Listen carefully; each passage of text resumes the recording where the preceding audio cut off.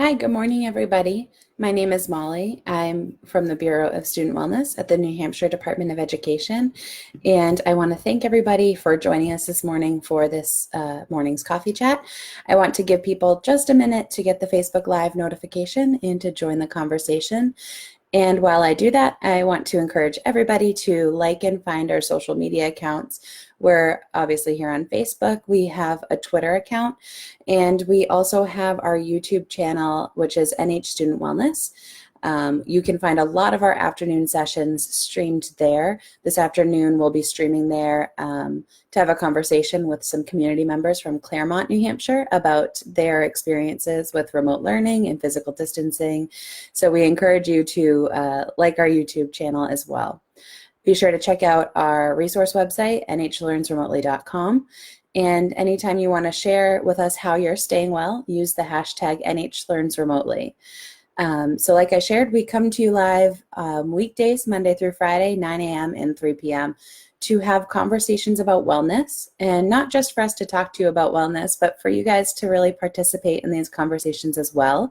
So in that spirit, we hope that you guys will participate in the comments and share your ideas and resources and thoughts so we can all learn from each other.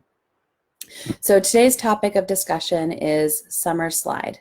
The weather is getting warmer. We're beginning to think about summer and all the things we can do outside and with others. And I want to just have a conversation about what studies have proven, which is that students academically have the potential to regress over an extended break from education. So when I was previously a teacher, I would budget time at the beginning of the school year to kind of review what my incoming students would have previously learned the year prior, in hopes of reactivating some of that lost knowledge or those lost skills. But I'm here to think about what exactly is summer slide and what can we do as families, as schools or districts to mitigate some of those effects of an extended break or loss of knowledge that we've attained. So thinking about all of these, and then also how we can infuse wellness into this over the summer. So summer slide is explicitly a loss of learning or a loss of content knowledge over an extended break from education. So just like with anything that we learn, retaining knowledge requires that we practice that knowledge or skills. And over an extended break like summer, we can lose a lot of those skills that we've learned if you're not multiplying fractions, or practicing some of those specific phonics skills that you learned. They can be lost because we're not using them regularly. So I'm going to share my strategies for lessening the effects of summer slide or that loss of knowledge. And I'm going to share ways to infuse wellness into this, but it's not an exhaustive list. And these are just some ideas that I've come up with. I encourage you guys, like I said before, to share ways you help your learner retain their knowledge over long breaks like summer. And I'm just going to post in the chat as well that we encourage you guys to comment the ways you do this. So let's get right into it. Thinking about things families can do to mitigate the effects of summer slide, the first one that always comes to mind is reading. It's really accessible. There's, online books, or you can order books, you may have books. Reading really activates a lot of our literacy skills, but there's also other skills you can learn from reading. You can read to learn new things. So maybe find a topic that your learner is really passionate about and let them explore, not just books, but there's magazine and periodicals. There's lots of other different modes of reading that you can activate with your child. And then to infuse wellness into something like this, you can really think about creating a community of learners like we're doing here. Have your learner start a book club, or just in Zoom sessions, have them share what they've been learning. We know one way to retain knowledge is to teach it to others. And then this really infuses wellness into your family or into your group by creating a culture of knowledge sharing in a community of learners where we all learn together. Another strategy my colleague actually shared yesterday, but she shared it with me prior, is have your student plan a trip or a vacation or a day activity, because this really lets them be creative, but it also infuses a lot of academic skills. If you're having your student dream up their dream vacation, they can be learning about geography by researching what is the best place to have a beach vacation. They can be learning about weather patterns by learning what's the best time of year to visit an island and what's a not so great time to visit an island. There's lots of different academic skills in terms of planning a road trip and thinking about how far you'll need to drive before you need to stop for gas. So thinking about a whole summer, you could really break down planning a trip or a vacation into little modules with your student to have them learn all those different skills: math, literacy, geography. They can really all come into play. And depending on the age of your learner, you can infuse a lot of those social emotional competencies by letting them self-manage some of these modules or some of these ideas of the trip. So letting them set goals for when they want to have their budget by, or having them manage the time or duration of the trip helps build a lot of those competencies out.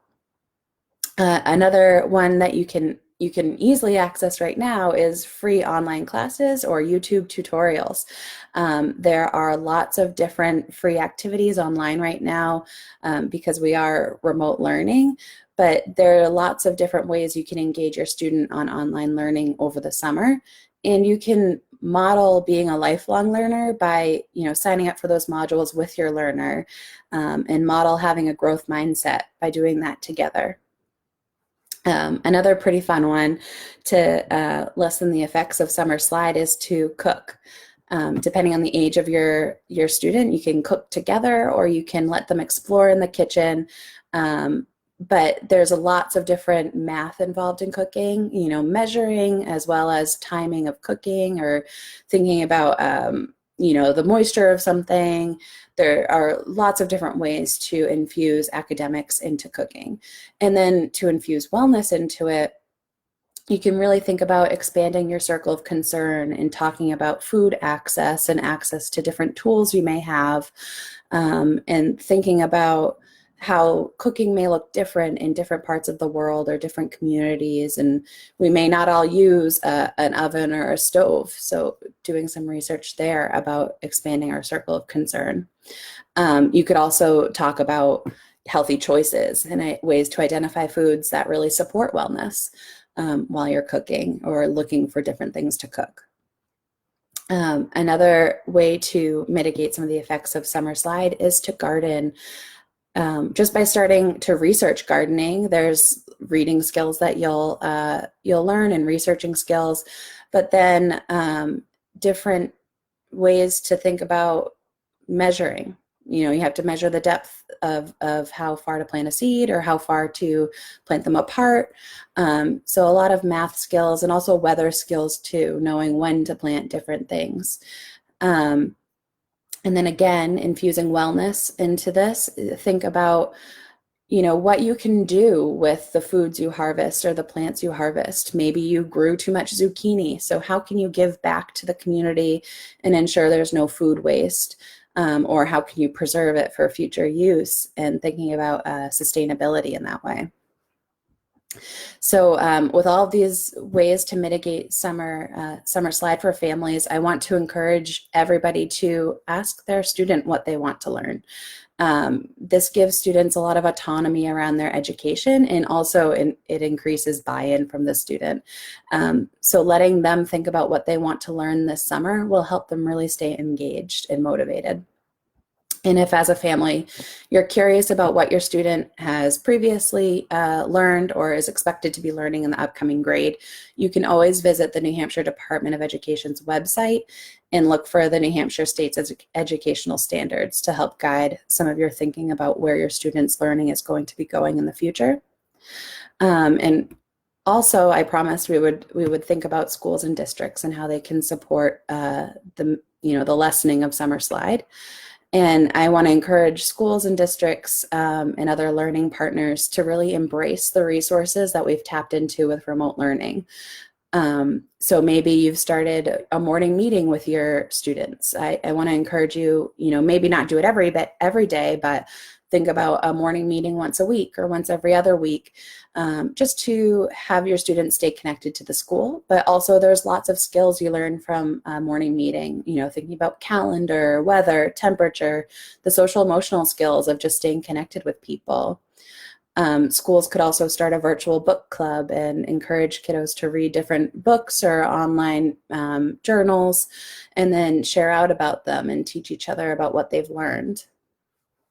Schools could also, pre-record sessions of teachers or administrators reading books out to people. I've seen some teachers read chapter books in installments, so a chapter a day or a chapter a week. And this again helps kids stay connected to schools. And this is something you could pre-record before the school is even out, and then just have them release every week.